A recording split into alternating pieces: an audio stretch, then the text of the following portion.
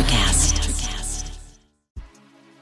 There's a change happening in the way we live, the way we work, the way we spend our money and make our decisions. We are evolving to be more conscious in our actions in a way that serves the world and makes it a better place. Welcome to the Ethical Evolution. The Ethical Evolution podcast is brought to you by Ethical Change Agency. I'm Bindi, I'm the founder, and my mission is to help ethical entrepreneurs and holistic healers to find their voice through spiritual coaching and podcasting. I'm honoured to bring you the stories of those who create change through healing, kindness, innovation, purpose, and spirit. Understanding that to create collective change, we need to be the change. It all begins with us. Laura Hartley is an activist and founder of Public Love Enterprises, a liberatory space and online school. Her intention is to empower changemakers, activists and entrepreneurs to radically reimagine the world, creating the conditions for social healing, collective thriving and liberation. Sounds familiar, doesn't it? In this highly connected conversation, we talk about activism and how we can bring about change in the right way. And it's no surprise that the change starts with us.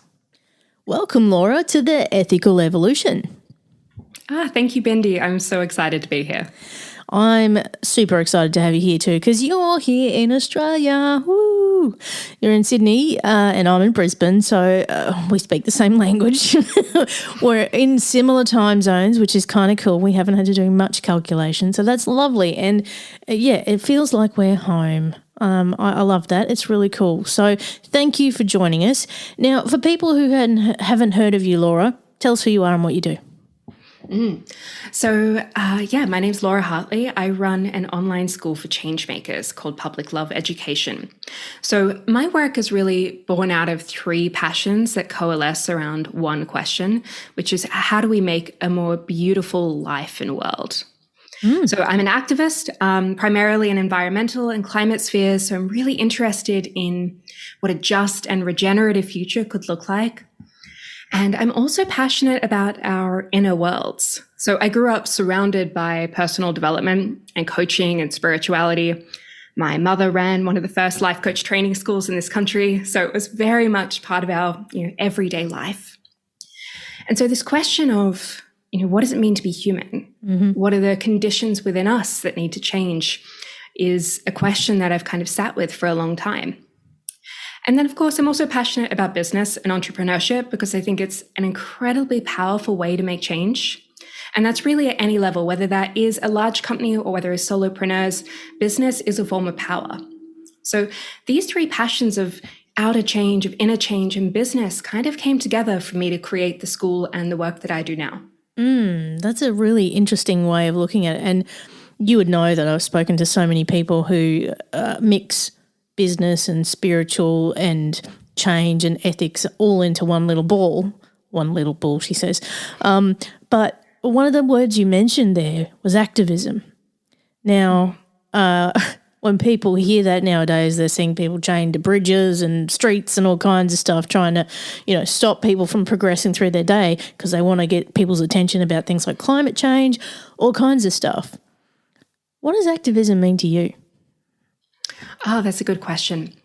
I mean, look, that definition that you gave is definitely one form of activism. And to me, it's a very important form of activism that exists. It's definitely something that I support fully where necessary. However, I also subscribe to Joanna Macy's definition of an activist, which is anybody who is active for a purpose bigger than personal gain. So when we're kind of looking at it from that perspective, I think it gives us a much wider sphere to work within. Because, nonviolent direct action, that example that you gave where, we block roads or go to protests, whatever we need to do is important. Disruption in some cases is necessary, but so is building. So is transforming the systems that we're in. We need people who are bringing new ideas and new ways of thinking and new ways of being to accounting, to medicine, to farming, to the law. So there are all of these different ways that we can be creating change.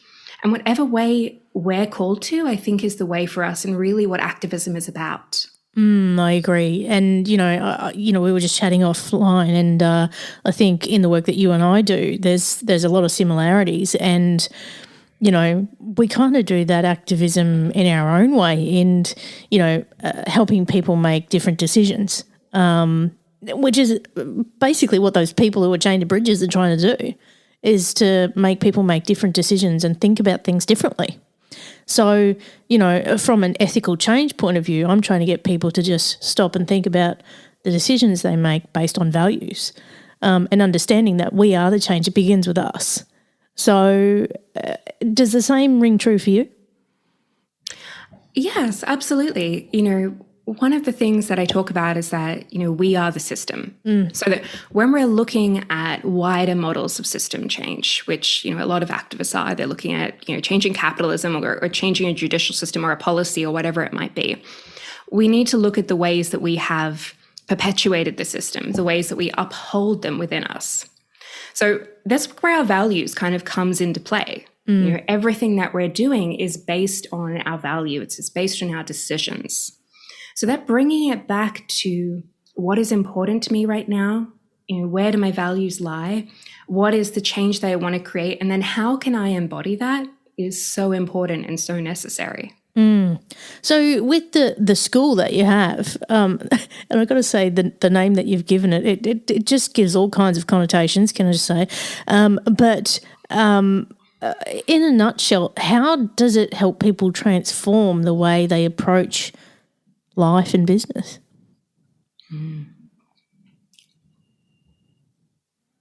So the work that I do is about really detoxing from culture. So many of us have been conditioned by the culture around us completely unconsciously. One example that I give is something I refer to as internalized capitalism, right? So we live in a capitalist society, and capitalism is both an economic construct and an ideology. And the ideology of capitalism really says that, success is growth. Success means more. Scarcity is something that's embedded into capitalism as well. And so we see that ideology kind of coming through, that there's not enough time and you've got to hustle and you've got to work harder, or there's not going to be enough and you're not enough. And so internalized capitalism, is the equation of our worth with our productivity and with what we produce. And, it shows up when we feel guilty for not working hard enough or taking time off. That sense of feeling like we always need to be doing something more, like that endless kind of quest to be doing and giving and extracting from ourselves. That sense that there's just not enough hours in the day, which you hear in our language all the time. There's a lot in this meeting. We're just going to power through. We're going to squeeze it all in. And so these are all examples of the ways that we have internalized the culture around us, internalized capitalism. Now, we've done that on a lot of different levels with a lot of different systems. And when we're able to do the work of deconditioning and detoxing ourselves from culture, we're able to come to a much more authentic place. And it's from that place that I think we can actually start to do the work of really choosing the values of who we want to be and what we want to do in the world. It's where we can start to do the place of actually getting free of these systems and creating something new. But this kind of space to come back to ourselves and to come back to what is real and to explore what is ours and what am I called to and what is my mission in life, and then what is actually just expected of me and what am I doing because I'm supposed to, is really the work that we do in a lot of the programs of my school. Very cool. And two things that just popped up for me there was around the hustle culture and being authentic. I myself got myself trapped in a hustle culture kind of thing last year, and I was like, oh my God, this hurts so much. I cannot do this. It was just this push, this really aggressive push for sales and just being inauthentic, and it rubbed me the wrong way so hard. Like, it made me physically sick. I could not do it. If I can't work with someone in an authentic way, in a way that they believe in me and my services and how I can help them, I just can't do it. To the point where I changed my whole business model to take things away that I didn't enjoy doing because it was killing me. I'm like, this is not why I went into business. Yes, I can help people, but if I kill myself at the same time, what good is that going to do me? Like, I'm here, and this is something that's really resonated for me this week. It's coming up a lot. Is people asking, why am I in business? Why am I doing what I do? Like, instead of just pushing with this hustle culture, actually stopping and going, well, hang on a minute, why am I here? And am I happy? Is it lighting me up? Is this my passion? Is this what I really want? I think this is really common. The thing is, so many of us go into business, right? Because actually we want more freedom in our lives. We want more purpose in our lives. We're kind of wanting to break free of the system. But because we haven't done that work on the inside of looking at the ways that we've internalized the system, the way it shows up in us and through us and as us, then we end up recreating it. And we end up in businesses chained to our desks 50, 60 hours a week, thinking we've just got to work a bit harder, we've just got to do a bit more, and then we'll get there or something. And of course, we never seem to reach it until we're burnt out and we have nothing left. So actually realizing this is so important, I think, that it's not just about getting free on the outside, but it's really about getting free on the inside. And I think also if you can find that passion and harness that, like, people see that, they see that light and they're like, I want some of that. When it's hustle, there's this whole other energy that sits underneath it that you're just like, oh, don't know if I like that. Like, for me anyway, I'm like, I see it and I'm like, ooh, no thanks. But I think if you see someone who's truly in their power, in their passion, and that is what their ethos is, they're the people you want to work with. Yeah, absolutely. And the thing is, we are always having reactions to each other. There's this kind of myth that, we completely self-regulate and that, we're just completely in control of our own emotions and our own nervous system and everything else. And to a very large extent, that is true. But, we're also beings that at a very young age learn to co-regulate. We learn to kind of mimic and pick up what other people are giving off to us. And when we grow up, we're still often doing that in some way. We're still picking up vibes of other people. If somebody else is upset or angry, we feel that sometimes even when they don't say anything. So, of course, when somebody is also, free and empowered and really feeling what lights them up, we feel that too. So it makes sense that we have this alignment towards that. And I guess this is where we meet the cross-section of spirituality and where we're meeting that greater purpose of why we're here and what we do and how we connect with each other. How does that work with what you do?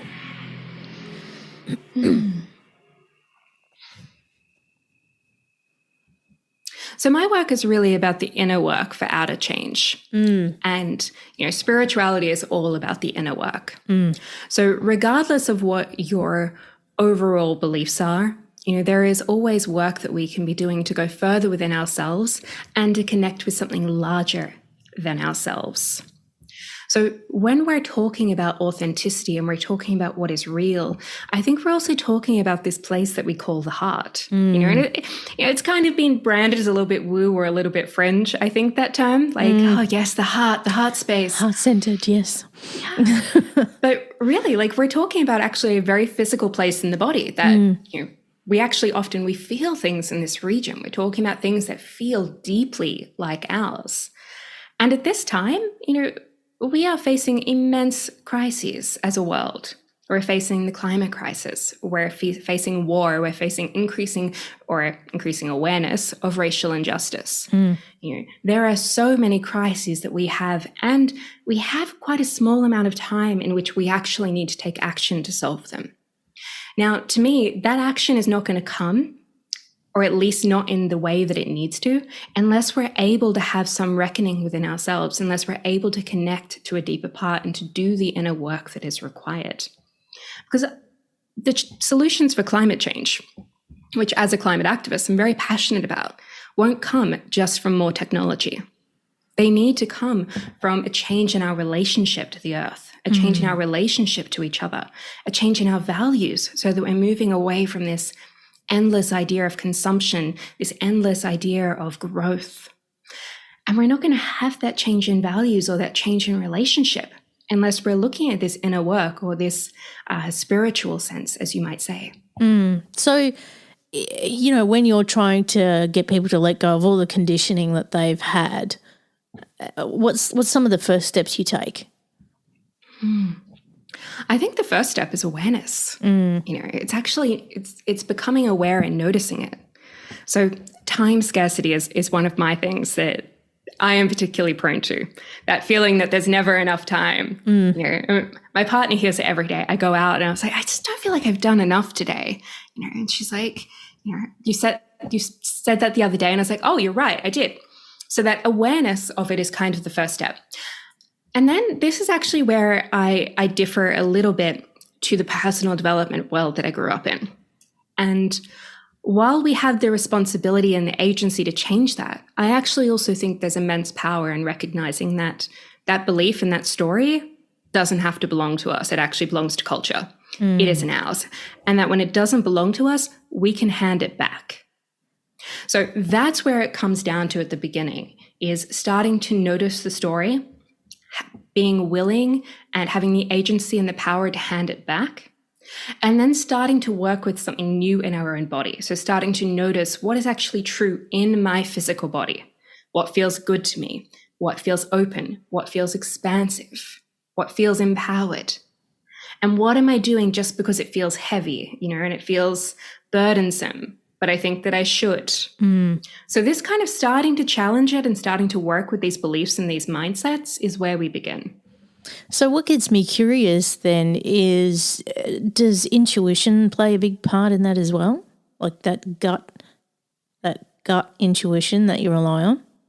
Absolutely. But I think learning, when I talk about gut intuition, what I'm often referring to, I think, is callings, these little things that are ours, that we're meant to do, that speak to us, that light us up, that, goes, yes, that thing, just that little voice that I keep ignoring, that little idea, that thought, that passion that I keep coming back to, but I never do anything about. That is where our work lies. That is the most important thing we can follow. But sometimes it's very hard to follow that until we have really started to notice the stories that we hold, till we're noticing all those things we're doing, not because we feel called to do them, not because we want to do them, but because we think we're supposed to do them. To be a good change maker, to be a good wife, to be a good partner, to be a good mother, I'm supposed to do X, Y, or Z. When we can start to notice those stories and get free of them, that's when we can start to listen to our intuition and listen to our callings. Many people would know that aside from, trying to change the world here at Ethical Change Agency, I also work full-time for the government. And, a lot of people rely on what they call my crystal ball because, it's the intuition, and it takes practice. It's a muscle that you need to exercise. And it takes a good level of trust to know that your gut is right every time. And I swear to God, it has never, ever let me down in business and personal decisions, because when you just sit and you tap into that and you listen and you feel, and I've actually got a T-shirt, you can get them on Etsy, by the way. Listen, feel, know, you can make those decisions based on your gut. Simple as that. And, every week it's like, people will come to me and they're like, what do you think, B? And I'll be like, I'll give them the answer, and sure enough, that is what will happen. It's almost like I'm a psychic, like I can see it and then it will happen. Or they'll go to make a decision, I'll be like, well, I can see this is going to happen. Sure enough, next day we're having that conversation that we were talking about yesterday. So it's like, it's freaky stuff, but if you can tap into that and you can find that in yourself, that's the most powerful thing you can do. Well, one of part of what I love about this expression as well, like when we talk about the gut, we're talking actually about a physical kind of location in our body, and it took me a very long time, well into my adult years, to realize actually we have our emotions, our physical sensations in our body. Yeah. And to an extent, our intuition is really no different. I think we talk about it there for a reason. We talk about following our heart. We talk about the weight of the world on our shoulders. When we talk about, like being a little bit like stiff, somebody is. So we're using these expressions for a reason, because our intuition is a real feeling. It's a real thing, and it is located in our body. So when we can start to notice that, I think that's part of the trick as well, is, starting to listen through those sensations. Yeah, and they probably call it a crystal ball because I'm starting to look a bit like a Buddha lately. I don't know. Yeah, we'll leave that one for another podcast. Now, Laura, if people want to find out more about the school and what you do, where can they go? Absolutely. So we run programs in cultural wayfinding and in healing burnout culture. And we also talk about anti-capitalist business if anybody is interested. So they can go to publiclove.enterprises to find out more. I'm also on Instagram at laura.h.hartley. Lovely. All right. I've got the last big question for you. Are you ready? Hit me. What's the change you'd like to see in the world, and how can we bring it to life? You knew that was coming. I did, I know, but this is like such a big question. So I'm going to take a moment with this one.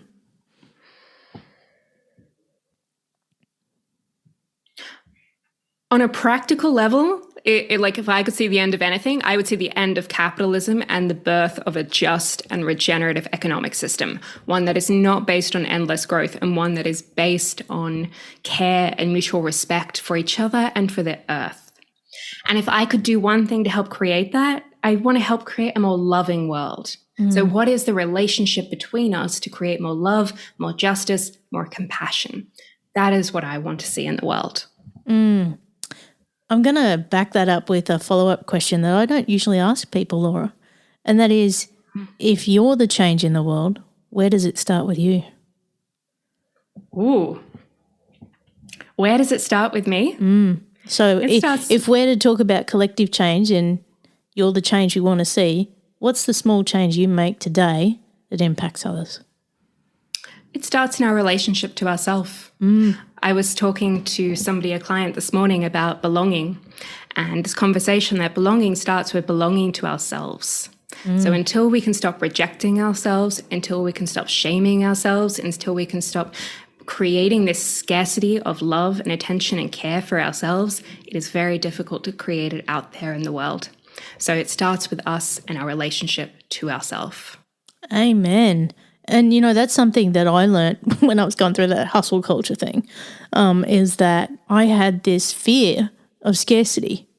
I had this conditioning that was in me from childhood that I'd been taught that I didn't have enough and I never would. And at that moment I just went, crikey, this is where my problem has been, because I've been putting that limit to myself. And there's so many people who have it that don't even realise it, because, we've been through childhoods and upbringings where our parents didn't do so great. They did the best they could. And then that perpetuates when we become adults. We're like, geez, I can never make enough money. I can never do enough things. I don't have enough time. Like you were saying, this scarcity mentality, it can really limit us in the success that we have in business and in life. Yeah, but that story is so real and so prevalent, I think, because in part it is actually backed up kind of by reality in our world. Like the reality is, if you don't have enough resources, you can be homeless, you can be without food, you can be without shelter. So there is real, genuine scarcity that we have in our world through our systems that don't support us. And so, of course, then that fear of scarcity becomes so conscious and so prevalent, and then it seeps into all of these different areas. So reclaiming, and something I say, an abundance mindset is not about pretending inequity doesn't exist. Yeah. It's not about ignoring that and saying it's not real, because it is. But it is about freeing ourselves from scarcity and the the scarcity embedded in systems that do not support us. It's about rebelling from toxic cultures. It's about choosing to find a way within ourselves, within our mindset, within our beliefs, within our values to cultivate abundance, even if it doesn't yet exist in the systems around us. And you know what you made me just think of then? Like, what is the one book that you'd recommend to someone right now based on what we've just talked about? Like if they wanted to break through that mindset. Ooh. You know, this is a strange one to be coming to me. I'm going to say Healing Resistance by Kazu Haja, and I'm not really sure why I'm suggesting that one, but it's the first to come to mind, so I'm going to trust that. And I'm going to say Emergent Strategy by Adrienne Marie Brown. Nice. Okay. The one that was coming to me was The Richest Man in Babylon. I haven't read that. Oh, give it a go. That really helps with the abundance mindset. Like, even when you think you don't have enough, you have more than enough. You have more than enough. And the more that you give, the more that you receive. So I will check that one out. I can't remember the author, but it's Richest Man in Babylon. It's one that Tony Robbins Hoxies wears on, just saying. That shows my age. Anyway, moving forward, thank you so much, Laura, for being a part of the Ethical Evolution. Thank you so much for having me. Thanks for listening to the Ethical Evolution podcast. If you're ready to be the change and would love to work with me on finding your voice through spiritual coaching or creating your own podcast with impact, visit ethicalchangeagency.com.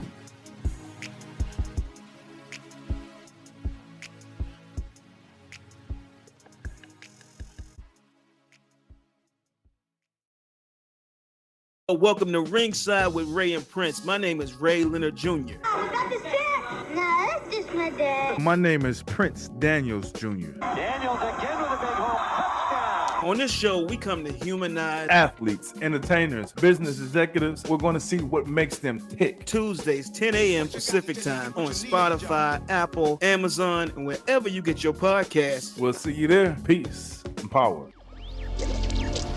Electric acid. Hey, it's Tim from 50 Years of Music with 50-Year-Old White Guys, the comedy podcast you had no idea you needed. Join Ben, Jeff, and me as we continue our musical road trip back through the years and around the globe. See, just when you thought all white guys were like Joe Rogan, you come across three educators trying to remember when we were cool. 50 Years of Music with 50-Year-Old White Guys. Electric acid. Electric acid.